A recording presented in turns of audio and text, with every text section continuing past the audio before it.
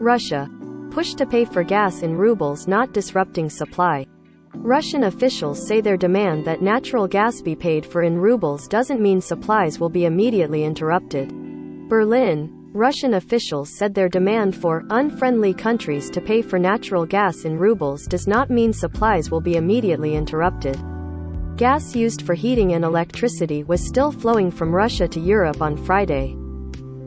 Payments on shipments in progress right now must be made not this very day, but somewhere in late April, or even early May, Kremlin spokesman Dmitry Peskov said.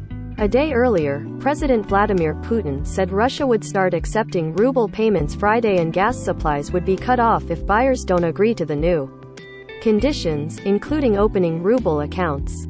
But a decree he signed says countries could pay foreign currency to Gazprombank, which would convert the money into rubles in a second account to pay for the gas. It gave Russian authorities and the bank 10 days to make arrangements. Putin's measure applies to countries deemed unfriendly for imposing sanctions over Russia's war in Ukraine, and European leaders have been weighing what the shift might mean. Some experts say it could be an effort to prop up the ruble, which fell in value amid sanctions but has since bounced back, though the effect on the currency would be limited. Putin's demand has jolted energy markets and raised fears it could be a prelude to an interruption of supplies to Europe, which is heavily dependent on Russian natural gas and would struggle with a sudden cutoff. But Russia also depends on oil and gas sales for much of its government revenue at a time its economy is under severe stress from Western sanctions.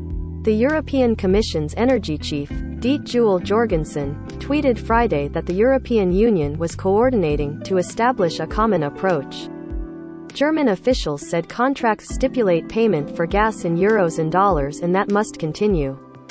The German government is currently examining this decree to determine its concrete effects, spokesman Wolfgang Buchner said Friday. Officials wouldn't be drawn further on what impact the Russian demands might have. Economy Ministry spokeswoman Beate Baron noted that Gazprombank has been given 10 days to explain the procedure, and of course we will in turn look carefully at that. Meanwhile, the International Energy Agency says its members agreed Friday to release more oil from their emergency reserves in response to market turmoil caused by the war. The Paris-based agency did not say how much would be released but that it would offer details next week. It comes a month after the IEA's 31 members, which include the United States, said they would release 62.7 million barrels of oil to ease shortages.